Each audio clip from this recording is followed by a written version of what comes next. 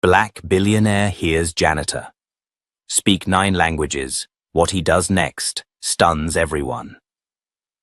Malik Donovan had built his empire from silence.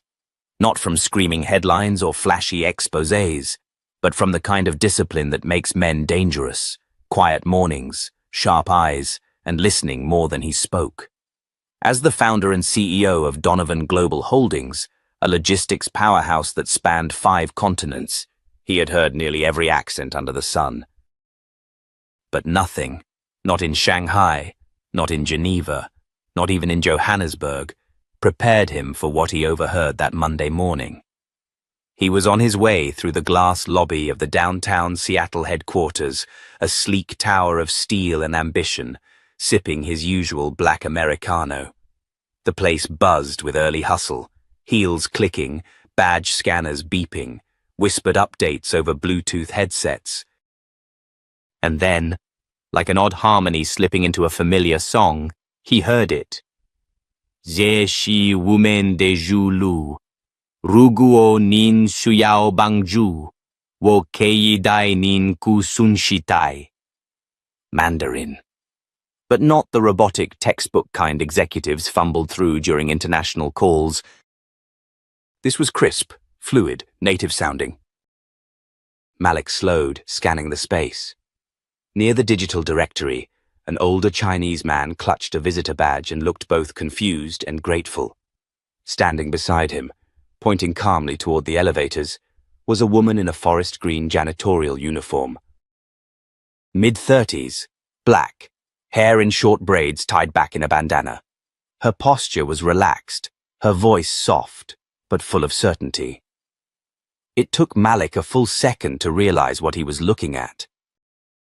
The janitor was giving directions, in flawless Mandarin. He blinked, stunned. She gave the man a reassuring nod, and as he walked off, turned to another waiting visitor. A man with a clipboard and a vendor shirt. She didn't pause. ¿Está buscando la sala de conferencias? Siga recto y doble a la izquierda. El ascensor B lo lleva directo.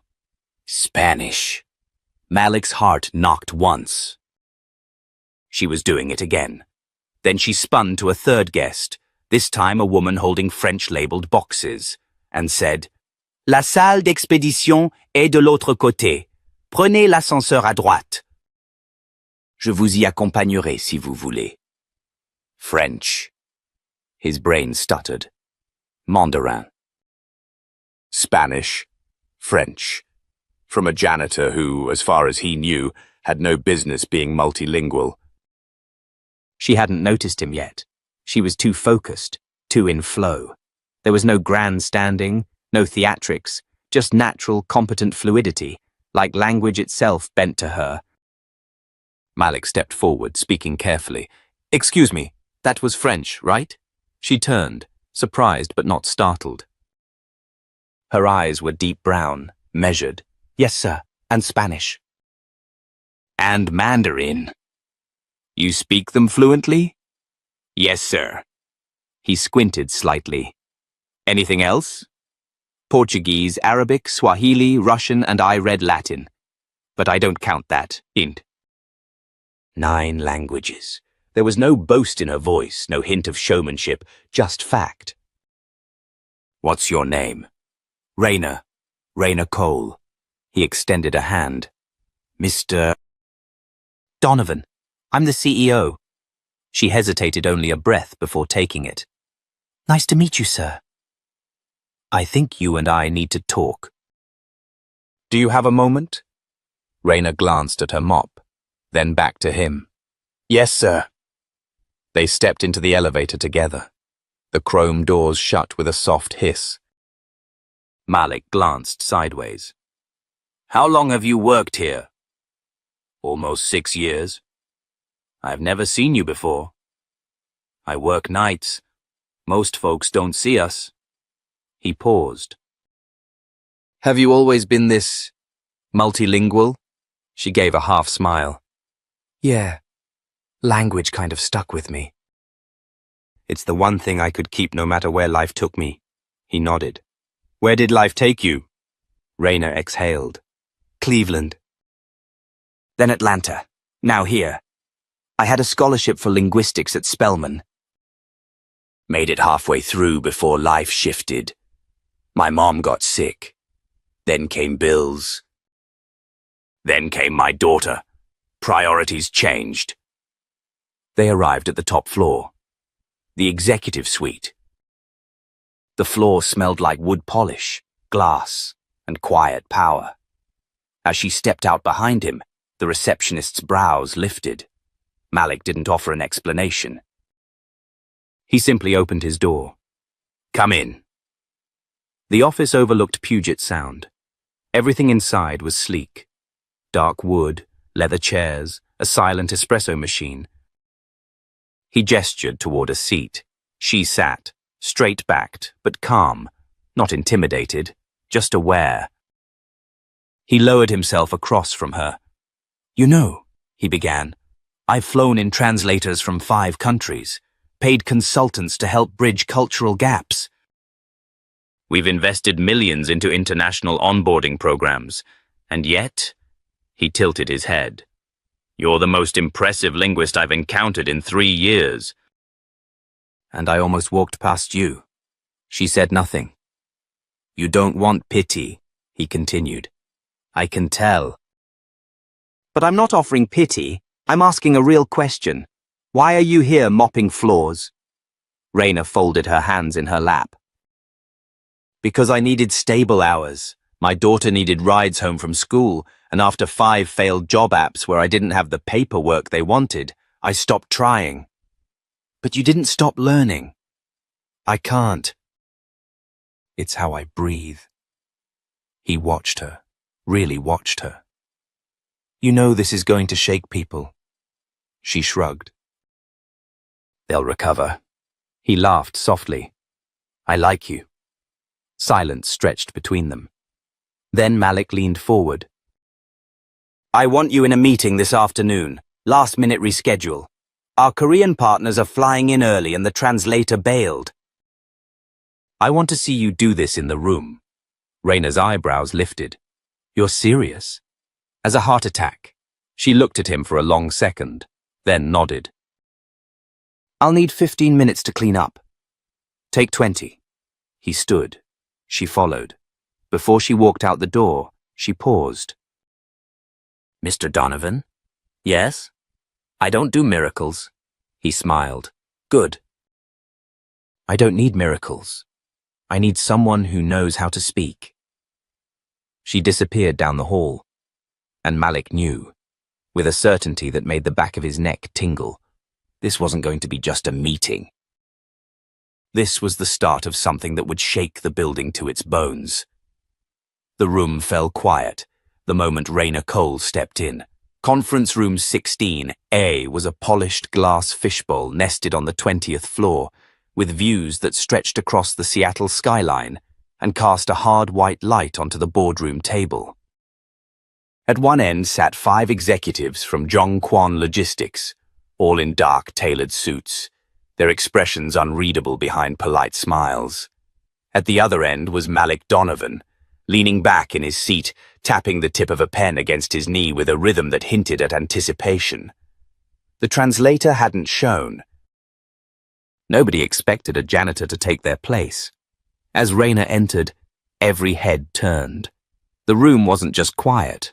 It was tense, uncertain. A few people glanced toward Malik, expecting him to explain, to say something that made this make sense. But he didn't. He simply stood and gestured to the open chair beside him. Gentlemen, he said calmly, this is Ms. Cole. She'll be assisting us today. There was a blink of confusion. Then, one of the Korean executives, Mr. Min, leaned forward and said something in a soft, formal Korean dialect. Raina didn't miss a beat. She answered, not just with fluency, but with tone. Respectful, balanced, professional. Her Korean wasn't stiff. It had warmth. Nuance. Cultural rhythm. The air changed. Mr. Min's face shifted into a slow, surprised smile. His colleagues exchanged glances. The man sitting to his left, who'd been tapping his pen in impatience, sat forward, now genuinely attentive. Malik didn't say a word. Rayner translated seamlessly as the meeting moved through technical discussion, logistics timelines, contractual clauses, and customs regulations. When questions arose, she didn't just parrot responses, she contextualized them. When jokes slipped into the conversation, she delivered them back with timing. When one executive began listing potential shipment ports, she stopped him gently and corrected his pronunciation in English, then apologized in Korean with a light, self-deprecating laugh that had them chuckling in return. It was no longer a meeting, it was connection. And that's when the shift happened. 15 minutes in, Alan Crest, the company's chief strategy officer, cleared his throat loudly and leaned toward Malik. "Mr. Donovan," he said with forced diplomacy, "can we speak outside for a second?" Malik turned his head. "No, Alan. We're in the middle of something." Crest's nostrils flared, but he nodded tightly. The meeting resumed. After an hour, papers were signed, smiles exchanged, and the Korean team left satisfied. More than satisfied, actually. Mr. Min bowed deeply to Rayner before exiting. Not the perfunctory nod executives give. A full, respectful bow. As the room cleared, Alan didn't wait. He stormed over to Malik. "Do you have any idea how that looked?" Malik looked up slowly. "You mean impressive?" "She's a janitor, Malik." "HR hasn't vetted her. We don't have any background clearance." "Alan, you've been with me for 10 years. "Yes. And in those 10 years, how many people have walked into this company, sat through one of our global meetings, and walked out having made every person at that table feel heard and respected?" Alan hesitated. "Exactly," Malik said. "She embarrassed no one. She elevated everyone." Alan glanced toward the door, then lowered his voice. "People are going to talk." "They always do," Malik replied. "Now are we done here because I have an offer to write?" Alan's eyes widened. "You're kidding!" Malik's voice dropped an octave. "Does it look like I'm kidding?" Rayner was waiting just outside the conference room, her posture still, her hands folded in front of her. He walked over, slow and deliberate.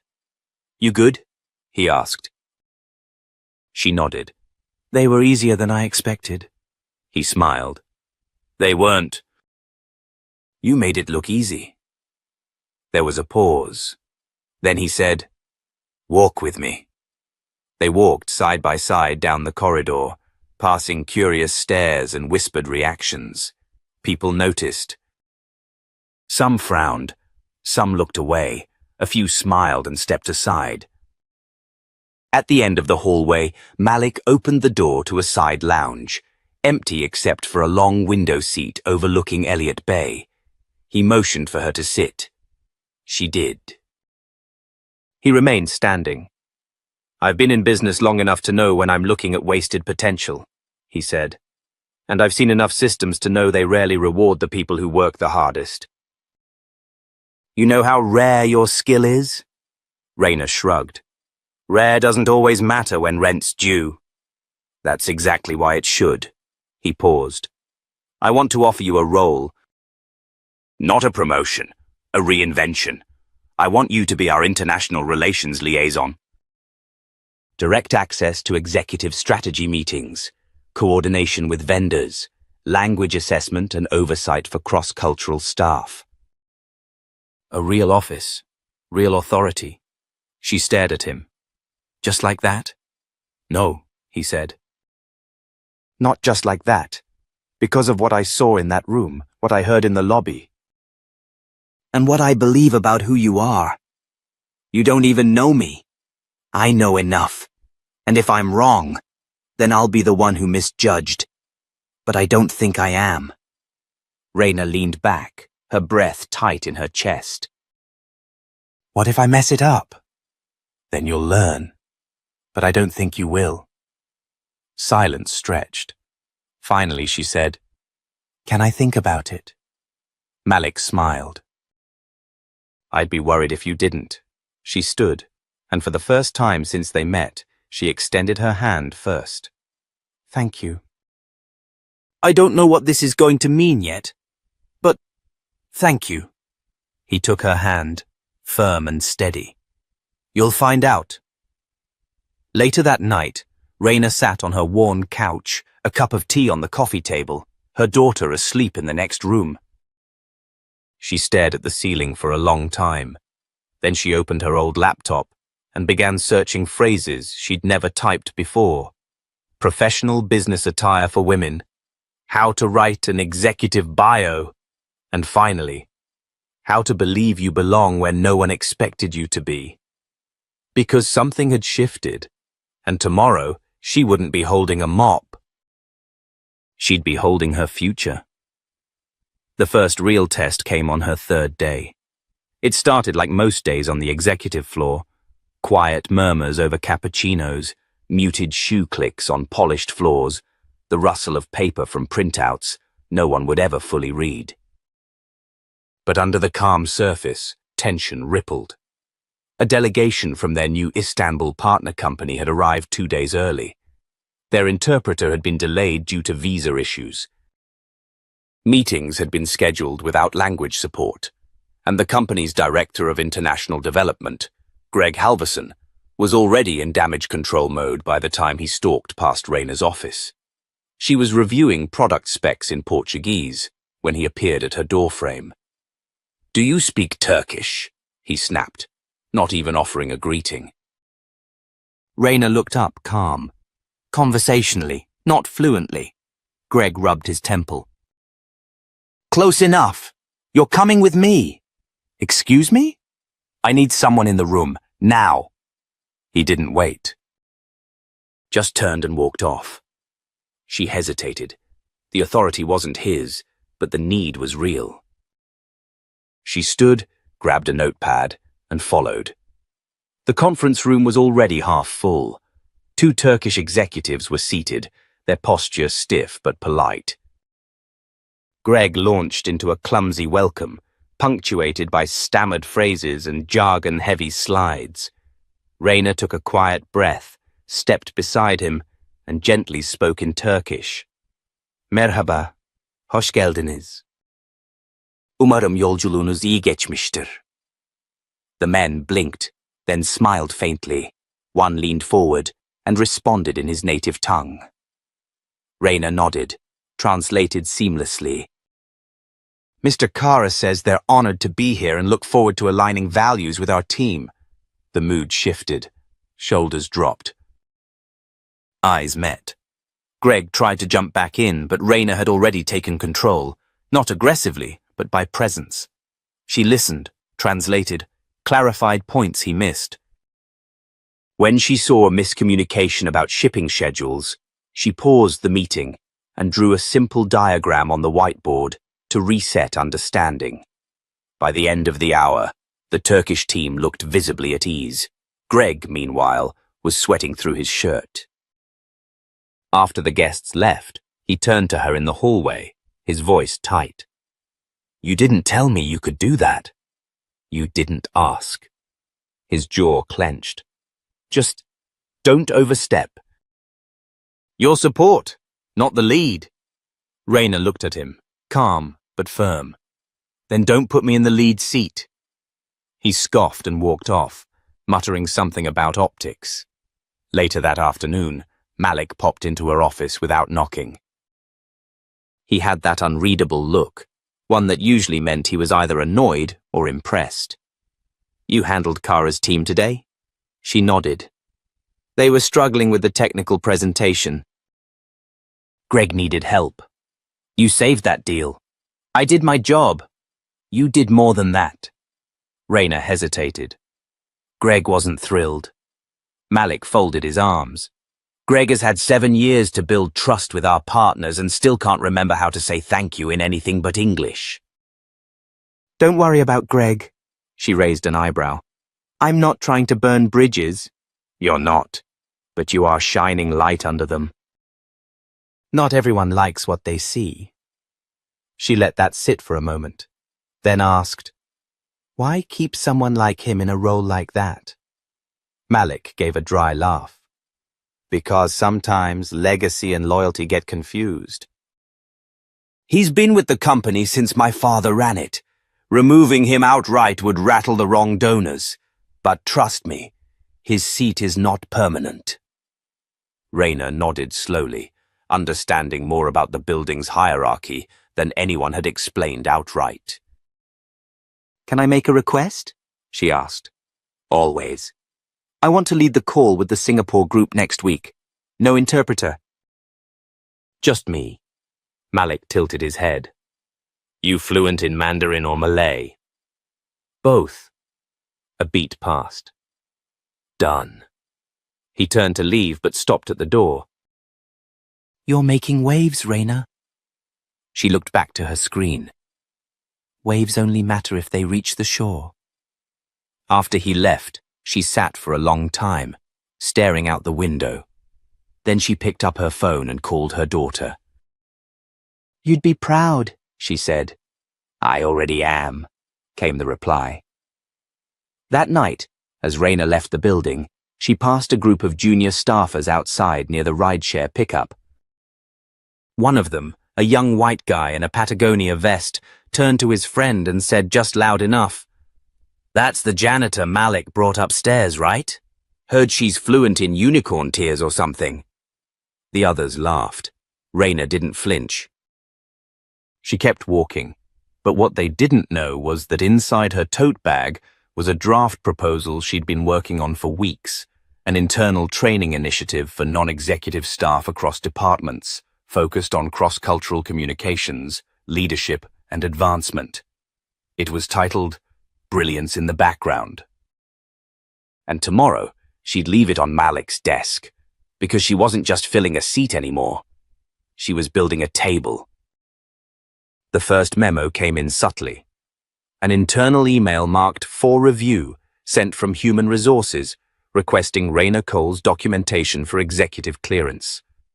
It was phrased neutrally, all proper grammar and soft legalese.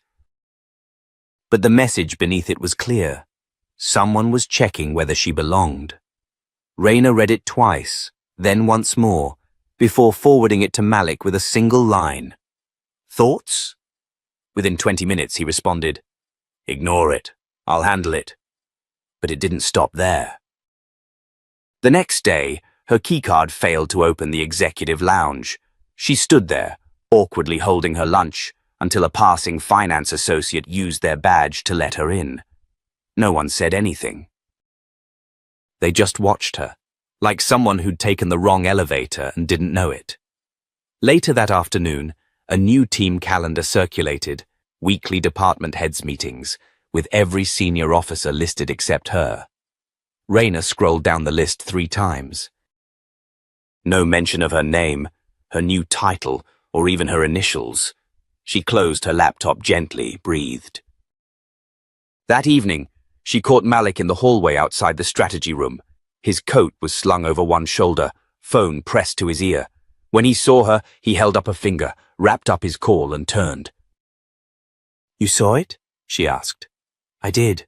Was it an oversight?" "No." Silence. He sighed. "Some people aren't ready for you to be at the table." "I didn't even ask for a chair." "You earned one anyway." She looked up at him. "Malik, I can fight my own fights. But if I keep getting left out of meetings, it's not a battle." "It's sabotage." "I know. I'll fix it." "You said that yesterday." "I meant it yesterday. I still mean it now." She nodded slowly.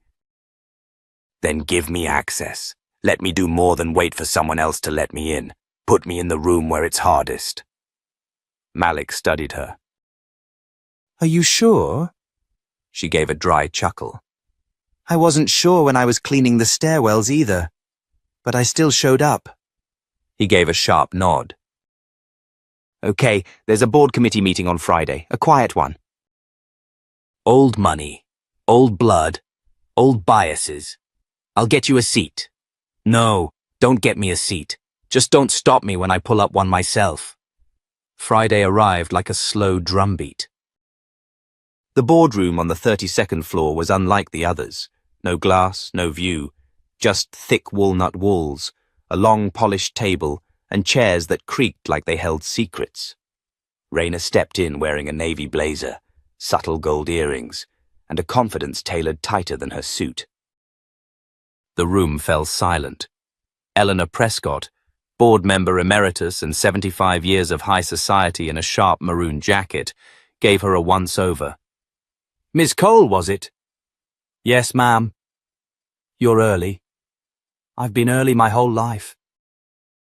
It's how you catch what others miss. A flicker of something unreadable passed over Eleanor's expression. Malik entered a minute later, nodding at Raina without fanfare, and took his seat. The meeting began. Budget revisions, equity reallocation, expansion forecasts. And then came the segment on global relations. Malik turned to Raina. "Ms. Cole has an update." Every eye turned, some curious, some skeptical. One or two outright dismissive. Raina stood. "We've been losing money, subtly but steadily, on international vendor discrepancies. Poor translations, cultural mismatches, delayed customs entries due to improperly worded cargo manifests. You don't notice it in quarterly profits, but they add up, and they undermine our credibility globally." She walked to the whiteboard, picked up a marker, wrote 3 phrases: communication, consistency, culture. This isn't about language, it's about trust. When a partner in Tokyo hears someone speak their dialect with precision, they don't just hear words. They hear respect, and trust makes contracts stick longer than any clause ever will. Someone cleared their throat. A board member named Ray Sanderson, tie askew, silver cufflinks flashing. "Impressive talk, Ms. Cole, but is there data behind this assertion?" Raina nodded. "Slide 6 in your packet." There was a brief shuffle of papers. Eyes dropped to the packet. Numbers spoke. Silence grew heavier. Malik watched it all like a man seeing a chess move unfold 3 turns ahead. When Raina sat, Eleanor Prescott leaned forward, fingers steepled. "You speak well, Ms. Cole." "I listen better." "You have passion, but passion doesn't run companies." "No, ma'am," Raina replied, her tone steady. "But blind tradition doesn't build futures either." The room shifted. Something cracked. Quiet but unmistakable. After the meeting, as the board members filed out with murmured comments and unreadable glances, Eleanor lingered. She looked at Malik. "She's not like the others." Malik replied simply, "No." "She's better." That night, Raina walked home in the rain. No umbrella, just thoughts. Her phone buzzed, a text from her daughter. "Mom?" "You were trending on the company's Slack. People are talking." "Good or bad?" Raina typed back. "Both." "Which means you're doing something right," she smiled. And as thunder rolled over Seattle's skyline, she knew something was different now. She wasn't just in the building anymore. She was rewriting its walls. The internal backlash didn't come with shouting or slammed doors. It came in silence. Pauses in conversations when Raina walked into rooms. Emails that used to copy her now mysteriously omitted her. Projects she'd been leading suddenly reassigned to more experienced staff. But what hit hardest weren't the politics. It was the shift in faces. People who'd smiled 2 weeks ago now avoiding eye contact. Or worse, offering empty pleasantries with forced cheer. Malik warned her this would happen. "This company doesn't like change unless it's packaged in a press release," he had told her. But knowing and feeling are 2 different beasts. On a grey Tuesday morning, Raina entered the elevator with 3 mid-level directors. No one spoke. One man, Steve from procurement, clutched his coffee tighter and stared straight ahead as if his silence could erase her presence. She didn't take it personally. She took it as proof. Later that afternoon, her keycard buzzed red at the research wing. Again. For the third time that week, she didn't call it. She didn't call Malik. She walked to facilities and got a new one herself. But by Thursday, it escalated. A notice arrived on her desk. A formal audit of her qualifications. Someone had filed an anonymous concern with HR questioning her credentials. No name, no signature, just enough ink to stain everything she'd built. Raina read the letter twice, her fingers curling at the edges. At lunch, she found Malik outside on the building's east terrace, drinking coffee with Victor Brayton, the company's global director. Brayton wore his usual smugness like a tailored scarf, tight and calculated. Raina waited until Victor left before stepping forward. "They're digging," she said. "I heard." "You gonna tell me to ignore this too?" Malik looked at her over his coffee. "No, this one's different." "How so?" "Because it's calculated, not petty. Someone's afraid you'll climb faster than they can control." She crossed her arms. "And you?" "I'm not afraid of your ascent, Raina. I'm banking on it." He sipped, then added, "I'll make calls." "No," she interrupted, voice hardening. "Don't. Let me handle it." He nodded slowly. "Then handle it." The next morning, Raina walked into the HR director's office, holding a slim folder. She placed it on the desk without sitting. "You received a complaint. This is my response." The woman behind the desk, grey suit, hair in a sharp bun, opened the file. Inside were printouts, her college transcripts, enrollment verification, letters from former supervisors, recommendation notes from professors. Proof. Not because she had to justify herself, but because she chose to take away every excuse they had to doubt her. The HR director flipped through it all, then looked up. "Ms. Cole, I'm sorry this reached your desk in the first place. This shouldn't have happened." "But it did," Raina replied evenly. "Yes." "And it reflects poorly on our vetting processes." "No," Raina said, her voice steady. "It reflects poorly on your people. Vetting is easy when you're looking for the right signs." "The problem is, no one was looking for me to succeed." The woman looked down, chastened. "We'll close the case today. You're fully cleared." "Good." "Because I'm just getting started." That evening, she stayed late, not to finish a presentation, but to think. The company's rooftop garden was empty, winds cool against her blazer. She leaned on the railing and stared at the city lights, each one like a small victory she hadn't yet claimed. Behind her, a familiar voice. "Didn't know you were still here." It was Alan Crest, polished, composed, still wearing the same arrogance she remembered from day one. "I live here now," Raina replied without turning. He chuckled. "I heard about the HR complaint." "You handled it cleanly." "Did I? I expected you'd lash out, make a scene, play the victim." She turned. "Why? Because that's what you would have done if you were in my place?" He smiled tightly. "Touché." There was a long pause before he added, "People are watching you, Raina. Some want you to fail.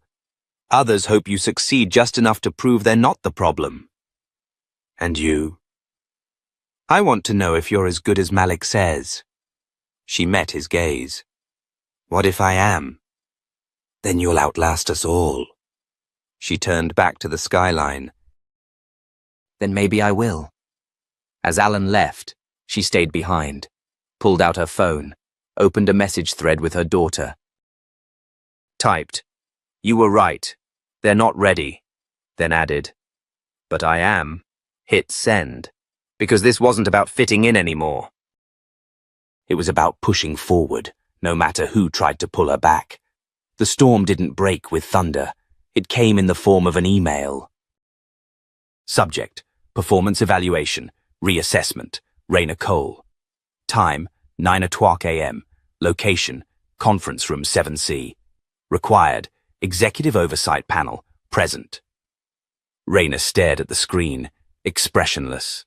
No context, no warning. Just a time, a room, and the implication that she was suddenly under formal review. Again. Malik was out of town in Dubai for a summit. Alan Crest was listed as interim oversight. And Greg Halverson, her favorite nemesis, had mysteriously CC'd himself on the calendar invite. It didn't take a genius to read between the lines.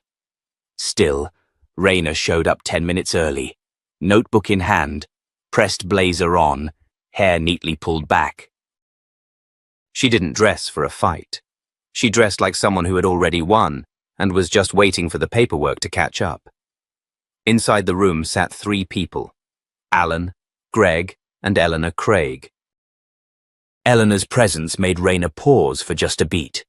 The board member was rarely on site unless something was brewing behind the scenes, and she never came unless she planned to control the room. "Ms. Cole," Eleanor said without looking up from her papers. "Take a seat." Raina did. Calm, measured. Alan cleared his throat. "Let's begin. This is a preliminary review of your recent assignments, conduct, and role suitability." "My role has been reviewed already," Raina said. "Yes," Greg interjected. "But given recent frictions in department workflow and client protocol inconsistencies, it's appropriate to reassess." Raina folded her hands. "Meaning?" Greg smiled like a man who thought he was being clever. "We've received feedback that your presence in senior-level meetings has disrupted existing reporting structures. You mean I bypassed you, and you didn't like it?" He blinked. Eleanor finally looked up. "Ms. Cole, let me be frank. The board is concerned with precedent. You were elevated unusually fast. There are questions. About performance. About optics." There it was. The word they'd been dancing around for weeks. Raina leaned forward. "You mean because I don't look like you expected?" "Because I don't have a title from Wharton, because I learned languages in libraries and not at embassy dinners." Alan shifted, visibly uncomfortable. "You were promoted without going through the formal leadership pipeline," Eleanor pressed. "I was promoted because I proved I could do what no one else here could." "According to who?" Raina didn't break her stare. "According to the results. Istanbul, Seoul, Sao Paulo. Every stalled deal I've been pulled into has closed or progressed within 48 hours. Greg scoffed. "And you think that justifies skipping protocols?" "No," Raina said. "I think performance does." Eleanor leaned back, tapping her pen. "We're considering a restructuring. Your current title would be reassigned under a new department, reducing your decision-making authority until further review." Raina held her breath for a moment. Then she smiled. "May I speak candidly?" Eleanor gave a slight nod. "I've sat in rooms with heads of state and street vendors alike. I've translated dialects so nuanced they don't even appear in textbooks. And in every one of those rooms I've learned something." She paused. "But never have I learned more than I have in this building. About fear, about control, about the lengths people will go to protect their perception of power. You brought me up because I was effective. Now you want to box me in because I'm visible." Greg crossed his arms. "Don't make this personal." "It's always been personal," Raina shot back. "For years I was invisible. You liked me better then." "But I'm not going back." Silence. Then the door opened. Malik Donovan walked in. The entire room shifted. "Sorry to interrupt," he said, stepping inside with a casual calm that masked fury. But I think this meeting just got an audience upgrade. Eleanor stood. Malik, this isn't protocol. He held up a hand. Spare me. I read the emails on the flight. I saw the attached memo, and I saw the line you tried to slide past legal about limiting Rayna's strategic input. Greg's jaw tightened. We were only protecting the company's structure. No, Malik said. You were protecting your comfort zone. Rayna's doing work none of you can match, and your response is to demote her. Restructure her? Hell no. Eleanor's lips drew into a tight line. Malik, the board... The board answers to me, Malik said quietly. And this isn't about what Rayna's done wrong. It's about what she's done right. He turned to her. You still want this position? Rayna nodded. Then you keep it, not because of me, because of your results. And if anyone here wants to challenge that, I'll make sure their performance files get the same scrutiny. No one spoke. Eleanor gathered her papers. This isn't over. It is for today, Malik replied. She left. Greg followed, tight-lipped. When the door shut, Malik turned to Rayna. You all right? She exhaled. I'm tired of defending my seat. Then don't. Defend your right to build more seats. She smiled faintly. I left a proposal on your desk, internal mentorship for cross-department staff. He raised an eyebrow. Let's review it tonight. Over drinks? I don't drink with my CEO. Then it's tea, and an invitation. She nodded once. You're buying? He grinned. Of course. That evening, after the building dimmed and the suits went home, Rayna stood at her window and looked out over Seattle's lights. She hadn't just survived the review. She'd won a war they didn't even realize they'd declared. And the next day, she would begin preparing the blueprint to make sure no one else ever had to fight the same battle alone. The storm hadn't passed. It had only gone quiet. Whispers replaced direct confrontation. Meetings grew colder. Hallway conversations stopped when Rayna entered the room. She wasn't naive. She knew this wasn't about performance anymore. It was about disruption. And she had disrupted the flow of power. On Monday morning, a message landed in her inbox from Malik. Subject: Presentation Review. Voice Initiative Time. 4:00 p.m. Main Auditorium. Attached was a short note. Let's show them what building a ladder really looks like. The Voice Initiative had started as an idea in the margins of Rayna's notebook. A proposal to train and elevate employees from non-traditional backgrounds, janitorial, maintenance, admin, to prepare them for leadership based on merit and mentorship rather than degrees and pedigree. Now it was becoming real. She would speak in front of 300 staff, department heads, and board observers. By mid-afternoon, the auditorium buzzed. Some attendees were curious, others skeptical, and a few outright hostile. But Rayna walked to the podium with no script, no cue cards, just her story. She stood still for a moment, and then began. When I first stepped into this building, I was invisible. Not because I lacked value, but because I wore the wrong uniform. A ripple moved through the crowd. You passed me in elevators. You spoke over me in hallways. Some of you left your coffee cups in conference rooms, assuming someone like me would pick them up. Some people looked away. I didn't get bitter. I got better. I read. I listened. I taught myself 9 languages, not because I wanted to impress anyone, but because I wanted to understand everyone. A pause. And then one day someone listened back. She turned her head slightly toward where Malik sat near the front. I wasn't given this position. I earned it. And I want to make sure no one who deserves a chance has to wait for lightning to strike. She explained the Voice Initiative in detail. How it would include language access programs, executive mentorships, internal fellowships for promising blue-collar employees, how the company could grow stronger from within if it stopped treating potential like it had a dress code. The silence that followed was thick. Then, from the back, a janitor named Miguel stood and clapped once, then again. Someone near the middle joined. Within seconds, the room stood, applauding not just her words, but what they represented. But not everyone clapped. After the crowd thinned, Alan Crest approached her by the stage, his mouth tight, his tone colder than the air conditioning. "You're building a cult of personality," he said. "I'm building a culture of value," Raina replied. "You're eroding hierarchy." "I'm replacing it with equity." He stepped closer. "This company isn't a charity, Raina. It's not your personal revolution." She leaned in, voice low. "You're right." "It's not a revolution. It's a reckoning." He walked off, fuming.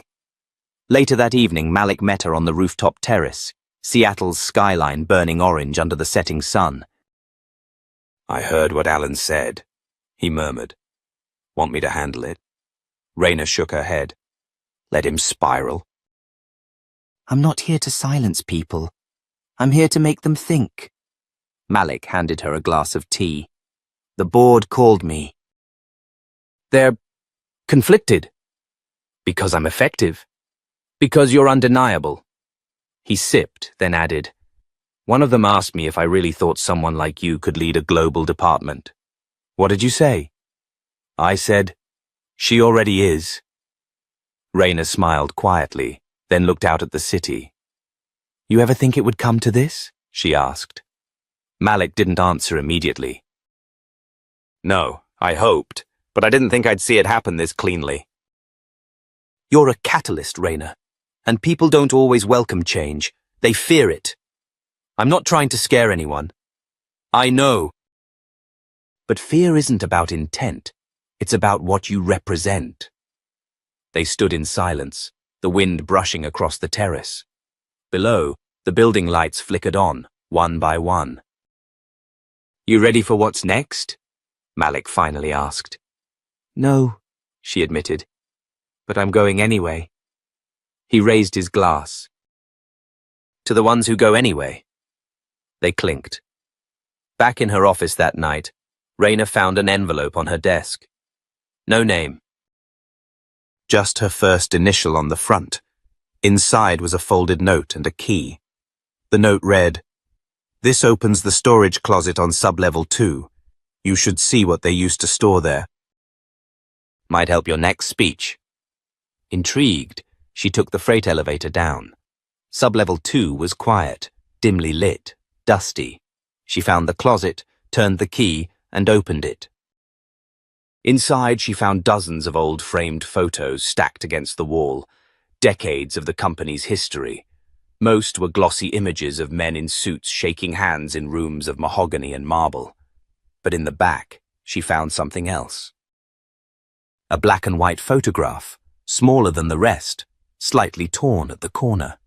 It showed a young black woman, wearing a janitor's uniform, standing outside the building's original headquarters in 1973.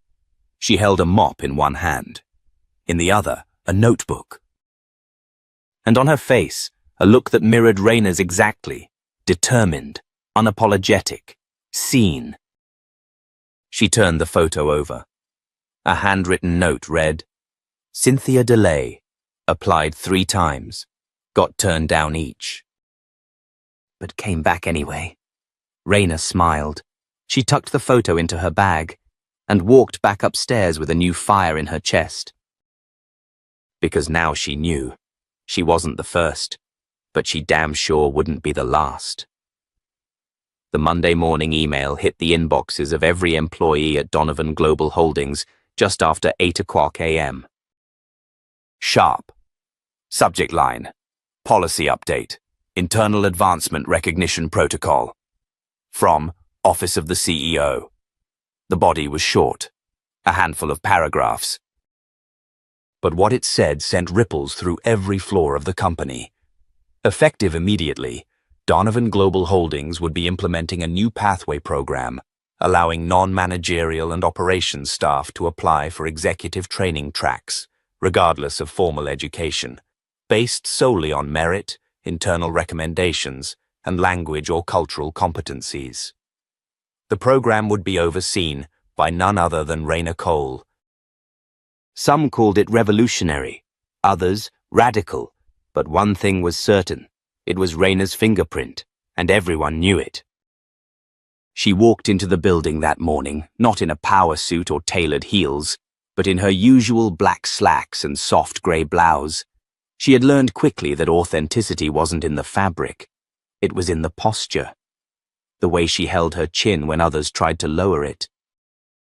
As she passed through the marble lobby, a young maintenance worker nodded to her with a shy grin. Another, from the IT team, offered her a quiet thumbs up. In the elevator, an older admin whispered, "About time someone like you got through that door." Raina simply smiled, but her hands were trembling. Just a little. Her office was quiet, warm with filtered sunlight and the faint scent of eucalyptus. On her desk sat a sealed envelope, unmarked. She opened it slowly. Inside was a folded note. "You lit the fuse. Now let it burn through every locked door. M." She didn't need a signature. Across town, in a boardroom lined with oil portraits and 100-year-old traditions, the senior board of Donovan Global was gathering. Some came in support of the change, some came with concern. Eleanor Pierce, the oldest sitting board member, tapped her pen with purpose as she addressed Malik Donovan directly. "Let me be clear, Malik. We're not voting against the woman. We're voting against precedent, against what this might say to other companies, to investors. What happens if this initiative leads to more unvetted promotions?" "We lose credibility." Malik leaned forward slowly, his elbows resting on the gleaming oak table. "Respectfully, Eleanor, we already lost credibility the moment we decided talent had to wear a tie to be believed." She stiffened. "You're using emotion over strategy." "No," Malik replied. "I'm using reality. You think our competitors aren't already poaching multilingual, multidisciplinary talent from the corners we've ignored? We're not being progressive. We're catching up." Another board member, a younger man named Seth, spoke up. "Maybe it's not about precedent," he said. "Maybe it's about perspective. The person who can speak to 9 different clients in 9 different languages without a script might be exactly the future we need." That's when the vote came. 7-2. Motion passed. Back at headquarters, Raina was in a planning meeting when the news came through. Malik texted her one word. "Done." She exhaled, leaned back in her chair, and for the first time in weeks, allowed herself to feel the weight of it. Not relief. Not triumph. Vindication. A soft knock at her door broke her thoughts. It was Miguel, the night janitor, who had clapped first at her speech. He held a small box wrapped in brown paper. "This came to the front desk. Said it was for you." She opened it. Inside was a single object, an old brass nameplate, scuffed and tarnished, but still legible. Cynthia DeLay, Cultural Liaison, unofficial, and taped to the back. "Now it's official." Raina swallowed hard, blinking back the sting in her eyes. Later that afternoon, the Voice Initiative hosted its first open seminar in the Atwater Room. Over 60 staff from across the company attended, from shipping clerks to cafeteria workers to mid-level tech support. Raina stood at the front, no notes, just her voice. She told them the story. Not the polished version, but the real one, about pushing mops while memorizing syntax structures. About watching promotions pass while knowing she could translate contracts better than the ones who signed them. About being ignored, until she wasn't. Then she said this: "Talent doesn't wait for permission." It doesn't hide in resumes or Ivy League badges. It walks beside you, fills your coffee. Wipes your conference tables. You've been looking past it. I'm asking you now, look again. Applause didn't explode. It rolled, like a tide building.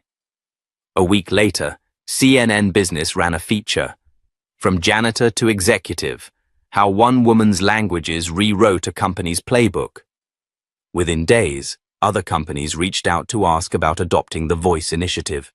And on the following Monday morning, a woman walked into Rayna's office in maintenance coveralls. Nervous, clutching a small notebook. I heard you speak Arabic last month, she said. I speak Pashto, Farsi, and Urdu. I'd like to help, if you think there's room. Rayna smiled, gestured to the seat across from her. There's always room. Outside, the building buzzed as it always had. But inside, everything had changed. Because when one door opens, the light doesn't just spill out. It pulls others in. And for the first time, Donovan Global wasn't just speaking to the world, it was listening. If you believe in stories like Rayna's, in voices that rise from the quiet corners and rewrite the rules, then follow our channel. Share the story. Be part of the ripple. Because brilliance never needed permission, it only needed a chance.